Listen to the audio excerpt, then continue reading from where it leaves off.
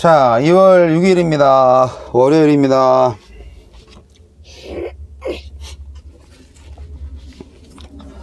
마태복음 8장 23절로 34절 말씀. 배에 오르심에 제자들이 따랐더니 바다에 큰 놀이 일어나 배가 물결에 덮이게 되었으되 예수께서는 주무시는지라. 그 제자들이 나와 깨우며 이르되 주여 구원하소서, 우리가 죽겠나이다.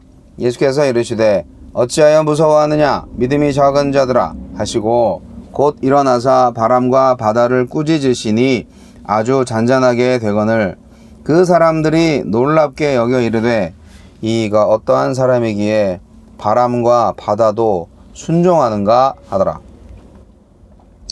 또 예수께서 건너편 가다라 지방에 가심에 귀신 들린 자 둘이 무덤 사이에서 나와 예수를 만나니 그들은 몹시 사나워 아무도 그 길로 지나갈 수 없을 지경이더라. 이에 그들이 소리질러 이르되 하나님의 아들이여, 우리가 당신과 무슨 상관이 있나이까? 때가 이르기 전에 우리를 괴롭게 하려고 여기 오셨나이까? 하더니 마침 멀리서 많은 돼지떼가 먹고 있는지라. 귀신들이 예수께 간구하여 이르되 만일 우리를 쫓아내시려면 돼지떼 들여보내 주소서 하니 그들에게 가라 하시니 귀신들이 나와서 돼지에게로 들어가는지라. 온 떼가 비탈로 내리달아 바다에 들어가서 물에 몰사하거늘 치던 자들이 달아나 시내에 들어가 이 모든 일과 귀신 들린 자의 일을 고하니 온 시내가 예수를 만나려고 나가서 보고 그 지방에서 떠나시기를 간구하더라. 만유의 창조주이신 예수님. 만유를 창조하신 예수님의 말씀 앞에 바람과 바다가 순종하고 어둠의 권세들도 떠나갑니다. 예수님의 신성과 왕권이 드러나자 하나님 나라 질서가 바로 세워집니다. 예수님은 어떤 분입니까? 예수님은 태초에 만물을 창조하시던 그 말씀이셨습니다.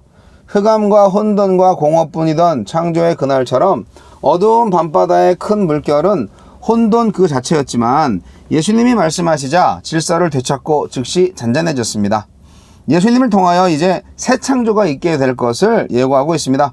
그 순간 함께하는 제자들도 예수님의 능력에 놀라워합니다. 단순히 놀라워하는 것을 넘어서 믿음 없음을 인정하고 순복하는 고백을 드리는 것이 참 제자의 반응일 것입니다.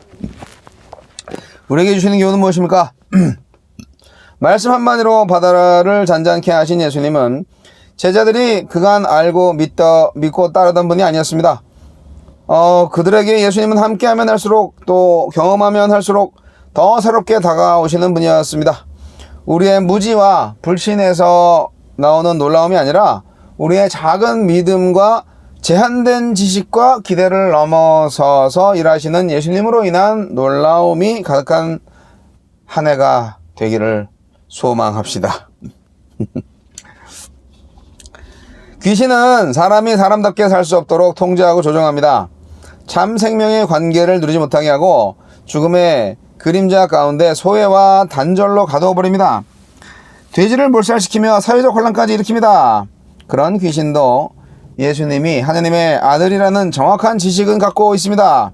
그러나 예수님께 주권을 내어드리고 믿음과 순종의 삶으로 이어지는 지식이 아니기에 아무 의미도 없고 능력도 없는 믿음이자 고백일 뿐입니다. 삶으로 이어지지 않는 지식도 이와 같습니다.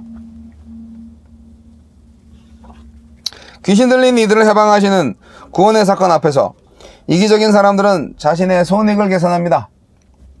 손해가 될 것을 알아차리고는 오히려 예수님을 밀어냅니다. 자기만 위하고 자기 중심으로 살아가는 사람은 하나님 나라가 임하는 것과는 상관없이 자신만의 성에 머뭅니다.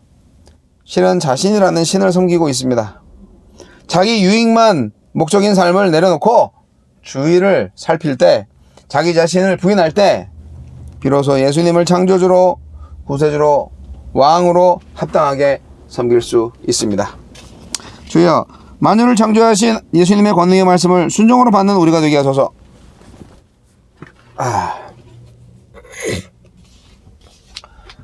밥 먹고 이렇게 또 글자를 보면요, 너무너무 졸려요. 좀 있으면 이제 또 짐을 실으러 가야 되는데 점심시간 지나고 살짝 막간을 이용해서 지금 하고 있습니다. 여긴 남양주고요.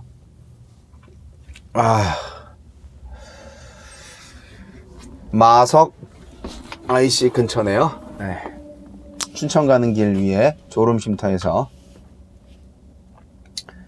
네, 이게 이제 경춘가도 신경춘선인 것 같아요. 정확히 모르겠어요. 자, 예수님께서 바다가 아니지, 사실은. 바다가 아니라 이게 갈릴리 호수인데, 호수가 워낙 넓다 보니까 이제 우리가 이제 바다라고도 불리기도 하는데요.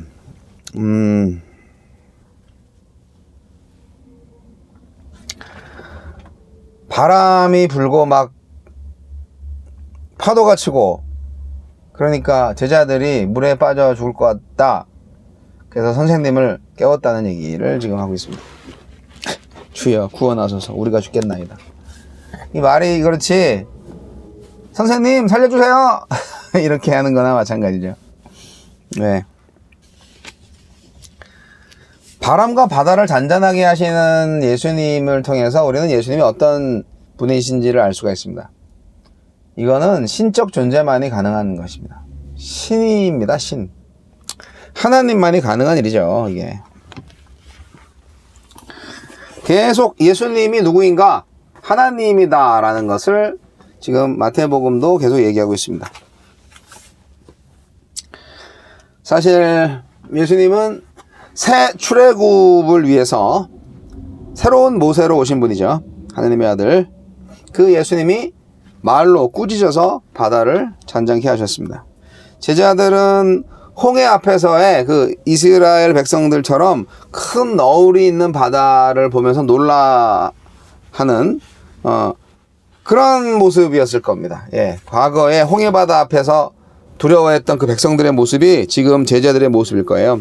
근데 그때 모세가 그냥 바다를 쫙 가르시는 하나님의 기적을 체험하도록 인도했죠. 예수님은 말씀으로 바다여 잔잔하라. 예. 이렇게 말씀하시니까 잔잔해졌습니다. 바람이 그쳤습니다. 이게 얼마나 초자연적인 역사입니까? 모세가 홍해를 가르고 백성들을 마른 땅으로 지나가게 한 것처럼 새로운 모세 예수께서도 자연을 향한 당신의 통치력, 주권을 행사하십니다. 이가 어떤 사람이기에, 와, 저분이 누구시지? 뭐 이런 말들이 나오겠죠. 결국 그가 누구이신가? 라는 질문에 대한 답변은 간단하죠. 저분은 하나님의 아들 그리스도다. 하나님의 아들 메시아다. 예, 그렇게 답변을 하면 되겠습니다. 인간들은 아직 하나님의 아들을 못 알아보는데 귀신들은 알아봅니다. 아니, 아직 우리가 멸망할 때가 아직 안 됐는데 말이죠. 왜 미리 오셔가지고 우리를 지금 죽이려고 하십니까? 뭐 이런 얘기를 하고 있어요. 인간들은 아무도 모르는 비밀이죠. 이거를 귀신들이 먼저 말합니다. 때가 안 됐다고. 예, 자기네가 죽을 때가 언제인지 아는 거예요. 결국 제발 우리 좀 가만 내버려 두세요. 정 그렇다면 저 돼지떼 들어가게 해주세요. 해가지고 돼지떼로 들어갔는데 돼지떼가 몰살당했죠. 완전히 바다에 들어가서 몰살당합니다. 이게 어떤 게 연상돼요? 바로 바로의 군대가 이 홍해바다 갈라졌을 때 이스라엘 백성들 따라왔다가 홍해바다가 닫혔잖아요. 그때 이제 바다에 수장된 그 바로의 군대가 떠오르지 않습니까? 근데요, 이걸 본 그 지역 사람들이 뭐라고 그럴게요? 하나님이 오셨어. 그렇게 좋아하는 게 아니에요. 메시아가 오셨어. 뭐 이렇게 좋아하는 게 아니고 제발 이 시방을 떠나달라고 그렇게 간청을 했다고 기록되어 있네요. 귀신을 쫓아낸 예수가 그 지역에서 내쫓김을 당하고 있어요, 지금. 참. 그 지역 사람들은요, 예수보다는 자기들이 잃어버린 돼지떼에 더 마음을 쏟았기 때문이죠. 결국 귀신들의 최후 저항이 통한 거예요. 귀신들의 역사에 굴복한 거예요. 그들의 그 작전에 넘어간 거예요.